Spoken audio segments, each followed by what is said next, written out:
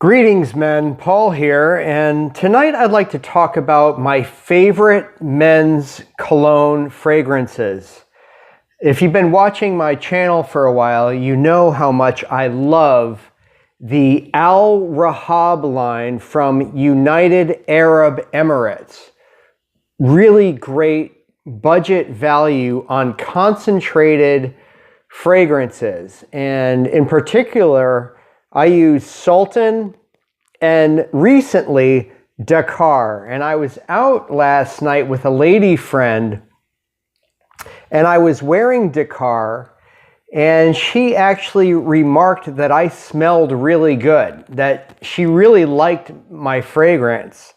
And I mentioned to her that, you know, how I get this stuff. I actually buy on eBay direct from United Arab Emirates, and Dakar is a wonderful male fragrance. Over the past probably couple of years, I'd been using Sultan, and actually that's what I have on this evening. And I would like to kind of compare these two, as these are two of the top rated male fragrances from Al Rahab, and they are very, very different. The Sultan, as I'm wearing it this evening, is a bright floral scent. It really exudes enthusiasm and happiness. When I wear Sultan, I feel like I'm in a springtime garden with women around in like a picnic kind of setting. It almost reminds me of kind of like being in a Monet painting, like an impressionist Monet floral soft painting. It's very nice. Sultan right here. And where Dakar is different, Dakar has a more grassy kind of scent to it, on the lines of natural vetiver oil, which I also like to use, essential oils. I've done videos on these before. I'm going to post links in the description to my male fragrance videos. But vetiver has a very fresh, grassy, hay-like, matter of fact, I'm going to take a whiff of it right now. Oh, but it's also warm. It's warm like myrrh. So it's that combination of grassy hay and deep, earthy myrrh. That's why vetiver is just such a popular fragrance in many colognes. Dakar has kind of like a whiff of vetiver in it, but really it's kind of like a hybrid between that kind of warm scent and the Sultan, which, as mentioned, is very floral and impressionistic.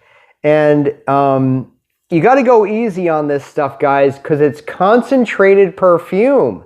And that's why it's such a great value, is because with these roll-ons, I literally just go like this.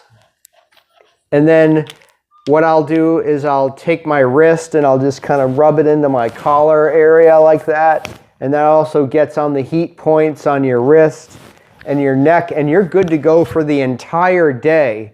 You don't want to sit there globbing this stuff on, because that'll be overkill. And you know, you don't want that. You want to be very, very discreet about your cologne application. The distinction between the Dakar and the Sultan is that Dakar uses, first of all, benzyl, benzoate, and benzyl salicylate, which are both solvents, but they have a mildly balsamic scent to them. If you can think of like balsamic vinegar, that kind of like almost like a sweet, warm scent, and that probably comes through, but predominantly those two things are used as solvents. Dakar also contains Farnesol, which has a green, fresh floral scent. Farnesol is also used in antibacterial deodorants. And I think what I'm picking up as far as like a slight vetiver scent in the Dakar is most likely Farnesol, because the vetiver oil, again with that hay kind of grassy smell, is probably what I'm picking up in the Dakar, which is very distinct from the Sultan that really does not have that at all. Sultan is all about flowers. So moving along, another distinction with the Dakar, a big distinction, is that it contains hexyl cinnamol, like cinnamon. You can think of it, it's a synthetic aldehyde. It has a cinnamon fragrance, jasmine, cinnamon, and naturally it's derived from chamomile oil. Other than those distinctions, these two fragrances actually have many ingredients in common, including citral, citronellol, eugenol, which is a clove type fragrance. I believe Sultan has eugenol. Yes, it does. So a clove type fragrance. Thanks for watching, guys, and I really look forward to reading your comments below about what you're using for colognes or aftershave, and what kind of reactions you're getting, and just how you feel about using colognes or fragrances in general. Honestly, I've only gotten into this stuff in the past couple years, really since I began double-edged razor shaving.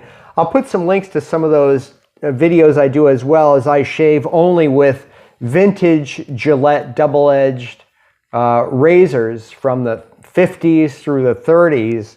And that kind of got me on the line of aftershaves, witch hazels, bay rums, and eventually led me down the rabbit hole of getting into fragrances as well. And it's a lot of fun. And considering that I'm getting compliments from the fairer sex, as it were, you know, I'm all on board, and it's something that I wish to continue learning about and hopefully generate some conversation here on my channel about this topic. And I really appreciate it if you would share this video with friends of yours who are into colognes, fragrances, aftershaves, etc. And thank you for watching.